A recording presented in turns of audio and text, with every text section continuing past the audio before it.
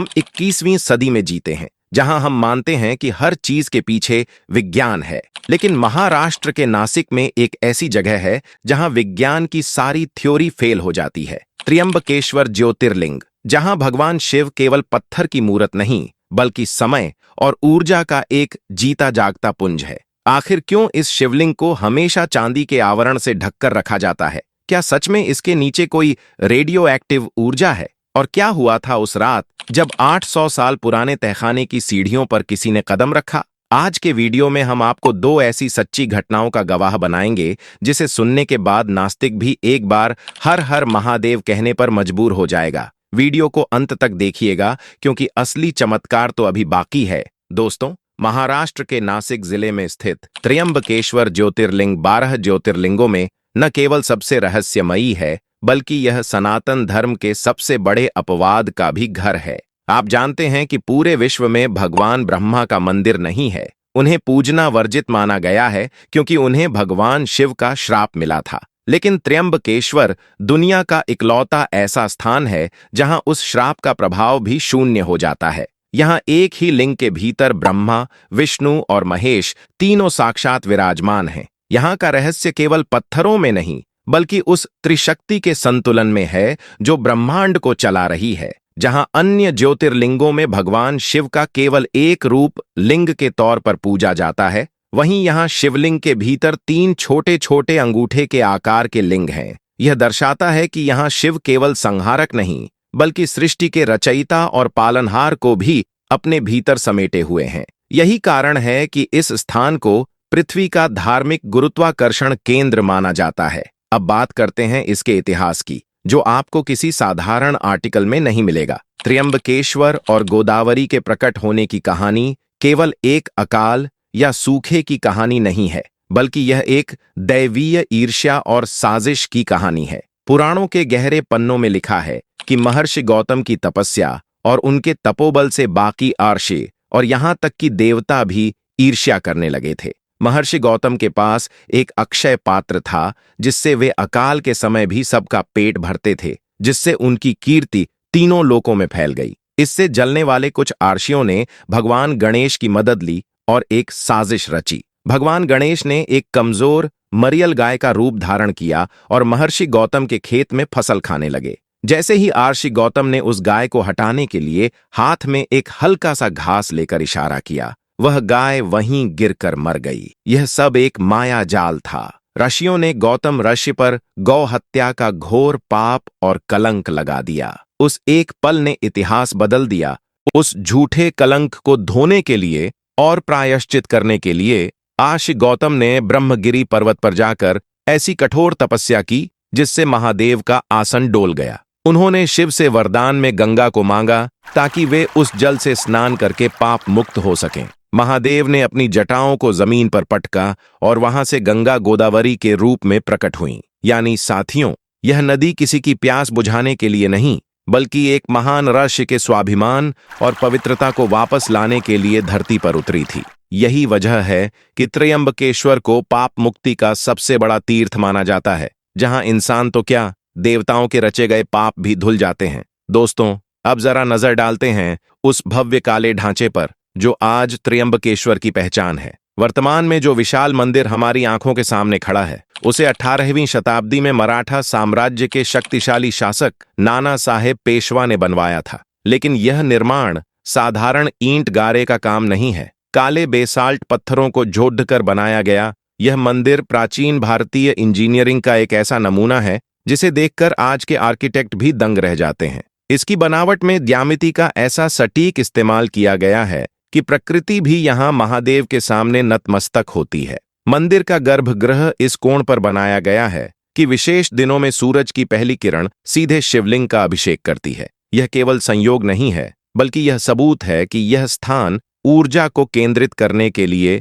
जानबूझकर डिजाइन किया गया था। लेकिन दोस्तों, इस भव्यता के नीचे एक गहरा अंधेरा और एक अनसुलझा रहस्य भी सांस ले रहा है। जब सालों बाद इस प्राचीन ढांचे के नीचे बने गुप्त तहखानों की बात सामने आई, तो जो तथ्य निकल कर आए उन्होंने पूरे देश की धड़कनें बढ़ा दी। यह स्थान केवल दर्शन के लिए नहीं है, बल्कि इसे आध्यात्मिक चिकित्सालय कहा जाए तो गलत नहीं होगा। यही वह भूमि है जहां काल सर्पदोष, पितृदोष और जन्म कुंडली के सबसे क्रूर और जिद्दी ग्रहों की काट की जाती है। ज्योतिष शास्त्र मानता है कि जब इंसान के जीवन में चारों तरफ से अंधेरा छा जाए, अकाल मृत्यु का भय साए की तरह पीछा करने लगे या पीढ़ियों से चला आ रहा कोई श्राप परिवार को बर्बाद कर रहा हो, तो त्र्यंबकेश्वर की देहरी पर आते ही वह काल भी अपना रास्ता बदल लेता है।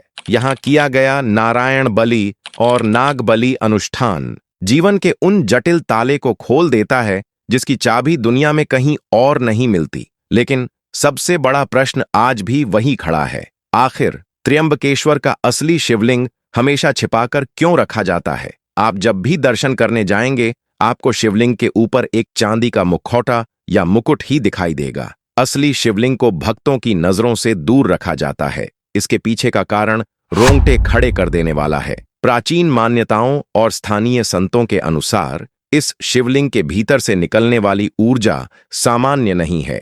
यह ऊर्जा इतनी प्रचंड, इतनी तीव्र और रेडियो एक्टिव जैसी है कि अगर इसे 24 घंटे खुला छोड़ दिया जाए तो एक साधारण इंसान का शरीर और उसकी आंखें इस तेज को सहन नहीं कर पाएंगी। यह ऊर्जा विध्वंसक भी हो सकती है। इसीलिए शिव के इस रौद्र और शक्तिशाली रूप को शांत रखने के लिए और भक्तों की सुरक्षा के लिए इसे चांदी के आवरण से ढककर संयमित रखा जाता है। यहाँ महादेव को सिर्फ पूजा नहीं जाता, बल्कि उन्हें मनाया जाता है। साथियों, इस स्थान को जीवन और मृत्यु के बीच का सबसे बड़ा सेतु माना गया है। त्र्यंबकेश्वर को पितरों की मुक्ति का द्वार कहा जाता है। गरुड़ पुराण के अनुसार यहाँ विधि विधान से किया गया पिंडदान भटकती हुई आत्माओं को सीधे मोक्ष प्रदान करता है और आने वाली 7 पीढ़ियों को पूर्वजों के आशीर्वाद का कवच मिलता है। लेकिन ठहरिए, रहस्य और रोमांच का असली अध्याय तो अब शुरू होने वाला है। अब हम आपको मंदिर के उस गुप्त हिस्से और उस घटना के बारे में बताने जा रहे हैं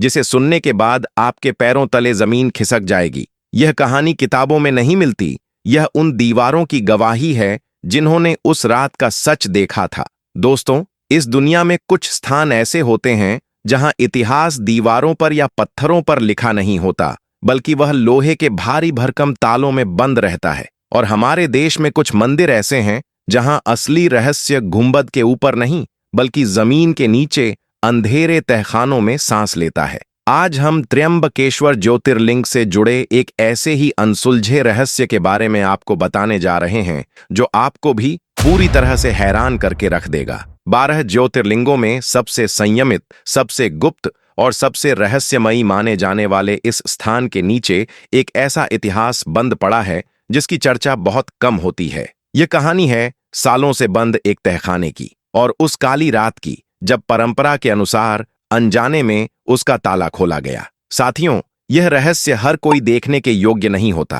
कहते हैं ना कि कुछ द्वार ऐसे होते हैं जो इंसान की बनाई चाबी से नहीं, बल्कि महादेव की अनुमति से खुलते हैं। तो दिल थाम कर बैठिए, क्योंकि आज हम उस सच्चाई से पर्दा उठाने वाले हैं। सबसे पहले जानते हैं इस स्थान की महिमा। महाराष्ट्र के नासिक जिले में स्थित त्र्यंबकेश्वर ज्योतिर्लिंग को 12 ज्योतिर्लिंगों में सबसे ज्यादा चमत्कारिक और रहस्यमयी माना जाता है। यहाँ केवल शिव ही नहीं पूजे जाते, बल्कि वे यहाँ स्वयं समय यानी काल बनकर विराजमान हैं। इस ज्योतिर्लिंग की सबसे बड़ी विशेषता, जो इसे बाकी 11 ज्योतिर्लिंगों से बिल्कुल अलग बनाती है, वो यह है कि यहाँ एक ही लिंग में ब्रह्मा, सृष्टि के रचयिता, विष्णु, पालनहार और महेश, संहारकर्ता, तीनों का वास माना जाता है। जहां अन्य ज्योतिर्लिंगों में भगवान शिव का केवल एक रूप विराजमान होता है, वहीं त्र्यंबकेश्वर में पूरा ब्रह्मांड एक शिवलिंग में समाया हुआ है। यही कारण है कि इस ज्योतिर्लिंग को केवल शिव की पूजा का स्थान नहीं, बल्कि सृष्टि के संतुलन का मुख्य केंद्र माना गया है। ब्रह्मगिरी पर्वत की गोद में बसा यह मंदिर अपने अंदर हजारों रहस्य लिए बैठा है। इसका इतिहास कोई 200 या 300 साल पुराना नहीं है। इस ज्योतिर्लिंग का संदर्भ ऋग्वेद, स्कंद पुराण और शिव पुराण में भी विस्तार से मिलता है। कहा जाता है कि यह वही स्थान है जहां श्री आर्षि गौतम ने घोर तपस्या की थी। जब उनके आश्रम में भीषण अकाल पड़ गया, जल की एक एक बूंद के लिए वहां पर सभी लोग पशु पक्षी तरस रहे थे, तब आर्षि गौतम ने भगवान शिव को रिझाया और उनसे करुण प्रार्थना की। तब भगवान शिव अत्यंत प्रसन्न हुए और अपनी जटाओं से एक पवित्र धारा प्रवाहित की। वही धारा आगे चलकर गोदावरी नदी बनी। यानी कि गोदावरी केवल एक नदी नहीं, बल्कि वह शिव की करुणा का बहता हुआ जीवित रूप है। इसी कारण से गोदावरी को दक्षिण की गंगा भी कहा जाता है। दोस्तों, आज के समय में जो त्र्यंबकेश्वर मंदिर है, वह 18वीं शताब्दी में मराठा शासक नाना साहेब पेशवा द्वारा निर्मित किया गया था। यह मंदिर कोई सामान्य मंदिर जैसा निर्मित नहीं है। यह मंदिर विशेष काले पत्थरों से बना हुआ है। जितना भव्य और विशाल यह बाहर से दिखाई देता है, उतना ही यह मंदिर रहस्यमयी तरीके से अंदर से भी बना हुआ है। मंदिर की वास्तुकला ऐसी बनाई गई है जिसकी वजह से विशेष दिनों में सूरज की पहली किरण सीधे गर्भगृह में प्रकट होती है। बड़े बड़े विद्वान और वैज्ञानिक भी मानते हैं कि यह स्थान केवल धार्मिक नहीं, बल्कि अत्यंत शक्तिशाली कॉस्मिक ऊर्जा, कॉस्मिक एनर्जी का भी क्षेत्र है। लेकिन वहीं इस रहस्यमयी ज्योतिर्लिंग के सालों बाद जब तहखाने खोले गए, तो अंदर से जो मिला उसने पूरे देश को भी हिला के रख दिया। आपको बता दें कि यहीं से काल सर्प दोष, पितृदोष और गंभीर से गंभीर ग्रह बाधाओं के विशेष अनुष्ठान भी किए जाते हैं। कहा जाता है, जब इंसान के ऊपर घोर संकट आ जाता है, इंसान के ऊपर काल मंडराता है, उसे मृत्यु का भय सताता है, तो वह व्यक्ति यहाँ यानी त्र्यंबकेश्वर ज्योतिर्लिंग में आकर विशेष अनुष्ठान कर ले, तो वह अपने ऊपर के काल से मुक्त हो जाता है। चाहे पितृदोष हो या गंभीर से गंभीर कोई बाधा या तंत्र मंत्र ही क्यों ना हो, हर बाधा से वह यहाँ मुक्त होता है। दोस्तों, कुछ रहस्य ऐसे होते हैं जो समय की परत के नीचे दबे होते हैं। अब हम आपको एक ऐसी सच्ची घटना बताने जा रहे हैं जो मंदिर के नीचे दबे राज से जुड़ी है। यह कहानी एक साधारण व्यक्ति रेयांश की है, जो महादेव का सच्चा भक्त था। वह कोई बड़ा पुजारी नहीं था, कोई अधिकारी नहीं था और कोई शोधकर्ता भी नहीं था। वह तो बस मंदिर में सेवा करने वाला एक शांत सा व्यक्ति था। उसे दुनियादारी का कोई मोह नहीं था। उसका सपना था 12 ज्योतिर्लिंगों के दर्शन करने का, वह भी बिल्कुल शांति से। इसलिए वह अक्सर भीड़ भाड़ से बचकर रात्रि के समय ही दर्शन करता था। रेयांश ने अभी तक 6 ज्योतिर्लिंगों के दर्शन कर लिए थे, जिसमें ओंकारेश्वर ज्योतिर्लिंग, उज्जैन के महाकालेश्वर ज्योतिर्लिंग और केदारनाथ ज्योतिर्लिंग शामिल थे। अब बारी थी त्र्यंबकेश्वर ज्योतिर्लिंग की। वह रात सामान्य नहीं थी। सावन का समय था, रात गहरी थी। मंदिर के पट बस बंद ही होने वाले थे। घंटों की आवाज भी अब कम हो चुकी थी। श्रद्धालु धीरे धीरे दर्शन करके अपने घरों और अपनी होटलों को लौट रहे थे। रेयांश के पास अब समय कम था। उसे अब दर्शन करने थे, लेकिन अब पट बंद होने वाले थे। इसीलिए वह जल्दी जल्दी में मंदिर के अंदर चला गया। लेकिन जैसे ही वह मंदिर के अंदर गया, एक अनहोनी हुई। मंदिर के कपाट बाहर से भी बंद हो गए। मंदिर के कर्मचारियों और पुजारियों ने समझा कि मंदिर में कोई भी नहीं है। मंदिर में धीरे धीरे घुप अंधेरा होने लगा। रेयांश ने जैसे तैसे भगवान शिव के दर्शन किए। शांति से वह बैठ गया और गर्भगृह के बिल्कुल नजदीक जाकर रेयांश ने अच्छे से ध्यान लगाया। उसका उद्देश्य केवल एकमात्र था, शांति से दर्शन करने का, जो उसका पूरा हो गया था। लेकिन जब लौटते वक्त उसने दरवाजा बंद देखा तो वह डर गया, क्योंकि सुबह जल्दी में ही उसकी ट्रेन थी। इसलिए उसे किसी भी हालत में बाहर जाना था। वह अंधेरे में अलग अलग दरवाजों की खोज कर रहा था। त्र्यंबकेश्वर मंदिर में एक ऐसा हिस्सा है जिसके बारे में बहुत कम बात की जाती है। उसे कोई तहखाना कहता है तो कोई नीचे का कक्ष कहता है। वहां ना तो कोई बोर्ड है और ना ही कोई संकेत। रेयांश जब आगे गुजरा तो उसे अलग अलग दिशाएं दिखाई दीं। उनमें से उसने एक दिशा देखी, लेकिन वह घूम फिर कर मंदिर के बीच कक्ष में ही आता गया। फिर उसे एक पुराना सा जीर्ण शीर्ण दरवाजा दिखाई दिया। वह उस दरवाजे के अंदर चला गया। जैसे जैसे वह अंदर जाता गया, वहां और अंधेरा हो रहा था। उसने अपने मोबाइल की लाइट जलाई। वह मंदिर के काफी नीचे की ओर आगे बढ़ रहा था। जैसे ही वह और नीचे गया, उसे एक पुराना दरवाजा मिला, मानो यह किसी गुप्त तहखाने का दरवाजा हो। यह दरवाजा आम लोग नहीं खोल सकते। कहा जाता है यह दरवाजा मंत्रों से खुलता है, मानो शिव ही अपनी मर्जी से यह दरवाजा खोलेंगे। रेयांश ने सोचा, शायद यह मंदिर से बाहर निकलने का कोई गुप्त दरवाजा होगा। उसने खोलने की कोशिश की, लेकिन वह दरवाजा टस से मस नहीं हुआ। वहां की हवा बहुत ठंडी थी। तभी उसने देखा कि उस दरवाजे की दरारों के अंदर एक तेज रोशनी पनप रही है। उसने वापस से दरवाजे को छुआ और जैसे ही उसने दरवाजे को छुआ, एक चमत्कार हुआ। दरवाजा तुरंत बिना किसी आवाज के खुल गया। वह दरवाजा रेयांश ने नहीं, शायद अंदर की शक्ति ने खोला हो और वह शक्ति रेयांश को अंदर बुला रही थी। जरा सा स्पर्श करने से ही वह इतना पुराना भारी दरवाजा ऑटोमेटिक खुल गया। रेयांश चौंक उठा, उसके हाथ ठिठक गए, उसके मुंह से कुछ नहीं निकल पाया, बस मन ही मन महादेव महादेव वह रटता रहा। अब वह पीछे नहीं लौट रहा था, अब वह उस तहखाने के अंदर जा रहा था। अंदर ना ही कोई खजाना था और ना ही सोने का ढेर था, बस एक तीव्र रोशनी थी। वहां एक पत्थर का पुराना आधार था, उस पर 3 छोटे छोटे चिन्ह बने हुए थे और जमीन पर फैली हुई थी भस्म की एक गोल परत। वह भस्म ना हवा से उड़ी और ना ही पैरों से हिली, वहां सब कुछ स्थिर था। उस पल रेयांश को लगा कि समय रुक गया है। उसकी सांस भारी हो गई, उसके भीतर एक स्पष्ट भाव उतरा। उसी समय मंदिर के बाहर से बहुत हल्की सी जलधारा की आवाज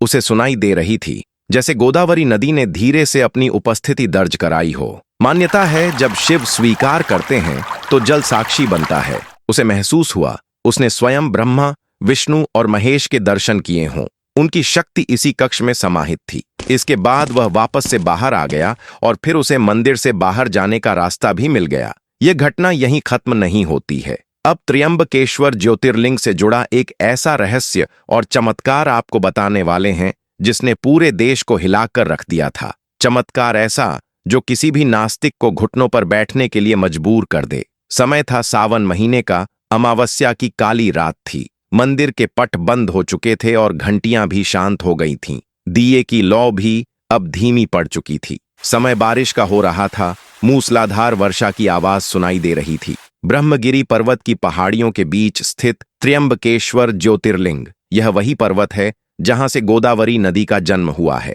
उसी पर्वत की तलहटी में एक पुरानी अर्ध छुपी हुई गुफा भी है। ना तो उस पर कोई बोर्ड है और ना ही कोई नाम।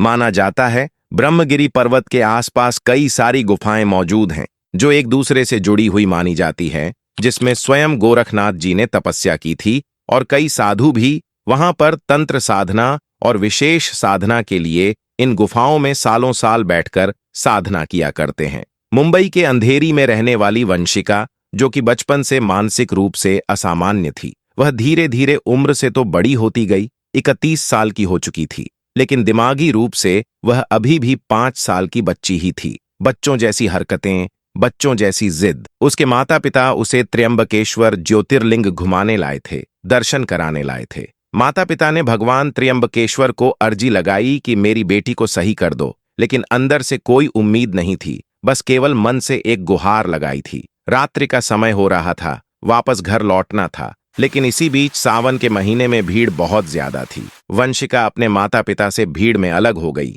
माता पिता पूरी तरह से डर चुके थे कि उनकी बच्ची कहाँ गई होगी, क्योंकि वंशिका भले ही उम्र से बड़ी हो, लेकिन उसकी मनोस्थिति एक बच्चे की जैसी ही थी। माता पिता इधर उधर अपनी बच्ची को ढूंढे जा रहे थे। पुलिस प्रशासन की मदद ली जा रही थी। धीरे धीरे समय बीतता गया। रात के लगभग 1 बज गए थे। चांद बादलों में छुपा हुआ था। हवा असामान्य रूप से ठंडी थी। बारिश बंद होने का नाम नहीं ले रही थी। लेकिन दूसरी तरफ वह लड़की धीरे धीरे उस सुनसान गुफा के भीतर चली गई। चारों तरफ अंधियारा था। गुफा के अंदर ना ही कोई दीपक था और ना ही कोई रोशनी। लेकिन अजीब बात यह थी कि पूरा अंधेरा भी उस लड़की को अंदर जाने से रोक नहीं रहा था। हर कदम के साथ उसे ऐसा लग रहा था जैसे कोई उसे अंदर बुला रहा हो। गुफा अंदर से साधारण नहीं थी। दीवार ठंडी थी, लेकिन छूते ही कंपन उसे महसूस हो रहा था। वह तो एक बच्ची के जैसी थी, अंदर से डरी हुई थी, लेकिन कोई शक्ति थी जो उसे अंदर गुफा की ओर खींच रही थी। ब्रह्मगिरी पर्वत की पहाड़ियों में वह गुफा के अंदर चली गई। उसे पता नहीं था कि आखिर वह कहाँ जा रही है। फिर एक पल ऐसा आया जब उसे लगा जैसे उसके चारों ओर मंत्रोच्चार हो रहा है। एक अलग ही गूंज उसे सुनाई दे रही थी। इसके बाद अचानक से गुफा के बीचों बीच हल्की सी रोशनी उसे दिखाई दी। वंशिका की बुद्धि भले ही बच्चों के जैसी हो, लेकिन वह शिव जी की भक्त थी। हर सोमवार के दिन वह भोलेनाथ के मंदिर जाती थी, उन्हें जल चढ़ाती थी। उसके मन में किसी के प्रति ना ही पाप था और ना ही द्वेष। वह मन से पूरी तरह से स्वच्छ थी। शायद इसी कारण वह गुफा में अंदर ही अंदर किसी शक्ति के बुलाने से जा रही थी। अंदर गुफा में उसे जो रोशनी दिखी वह ना ही दिए की थी और ना ही चंद्रमा की। वह रोशनी स्थिर थी। उसके भीतर उसे 3 छायाएं दिखीं, एक शांत, एक संरक्षण करती हुई और एक प्रचंड। लड़की अंदर ही अंदर कांपने लगी और उसी क्षण उसके मुंह से निकला ओम नमः शिवाय। वह लड़की अंदर ही अंदर खूब रोने लगी। शायद उसने ब्रह्मा, विष्णु, महेश तीनों के साक्षात रूप से दर्शन कर लिए थे। शायद उन्हीं तीनों शक्तियों ने वंशिका को अंदर गुफा में बुलाया था। इसके बाद वंशिका अचानक से गुफा के बाहर आ गई। सुबह करीब 4 बजे एक पुलिस वाले ने उसे देख लिया। वंशिका ने उस पुलिस वाले से कहा, मुझे मेरे माता पिता के पास ले जाइए। उसकी आवाज में अब तोतलापन नहीं था। इसके बाद वंशिका के माता पिता उसे देखकर बहुत खुश हुए, उसे गले लगा लिया और फूट फूट कर रोने लगे। लेकिन चमत्कार यह नहीं था, चमत्कार तो अब था। वंशिका ने कहा, मम्मी पापा आप रोइए मत, मैं अब वापस आ चुकी हूँ। देखो आप दोनों का रो रो कर कितना बुरा हाल हो गया है। अरे मैं कहीं घूम थोड़ी ना हो गई थी, मुझे तो स्वयं महादेव ने बुलाया था। यह बातें वंशिका के मुंह से बिल्कुल अजीब लग रही थीं। उसके माता पिता ने वंशिका को सही से देखा। वंशिका अपने माता पिता को गले लगा लेती है और कहती है, मुझे वापस से दर्शन करने हैं, चलो दर्शन करके आते हैं। वंशिका के माता पिता उसका यह बदला हुआ रूप देखकर समझ गए थे कि यह तो साक्षात त्र्यंबकेश्वर महादेव का ही चमत्कार है। इसके बाद वे फिर से मंदिर गए। वंशिका ने वहां बैठकर अच्छे से दर्शन किए। उसकी आंखों से भी आंसू आ गए थे। इसके बाद वंशिका का पूरा जीवन ही बदल गया। वह एक तीव्र बुद्धि की स्त्री बन गई। जिस 31 साल की लड़की को कल तक दुनिया की समझ नहीं थी, अब उसे हर चीज का ज्ञान हो गया था। उसने पढ़ाई तो कर रखी थी, लेकिन जो समझ नहीं थी वह अब आ चुकी थी। इसके बाद उसे एक अच्छी नौकरी मिल गई। धीरे धीरे करके उसे प्रमोशन मिला और वह अपने माता पिता का पूरा साथ देने लगी। शायद यह महादेव का साक्षात चमत्कार था। वंशिका, जो कि एक बिना द्वेष, बिना अपने मन में पाप लिए हुए एक स्त्री थी, शायद उसी के इस भाव ने महादेव को रिझा लिया। क्योंकि दोस्तों, भोलेनाथ को प्रसन्न करने के लिए बड़े बड़े तप, कठोर साधना या सोने चांदी के चढ़ावे की जरूरत नहीं होती। उन्हें तो बस एक ऐसे हृदय की तलाश होती है जिसमें छल कपट न हो। वंशिका की यह कहानी हम सभी के लिए एक जीता जागता प्रमाण है कि जब दुनिया के सारे दरवाजे बंद हो जाते हैं और जब विज्ञान भी हार मान लेता है, तब मेरे महाकाल का द्वार खुलता है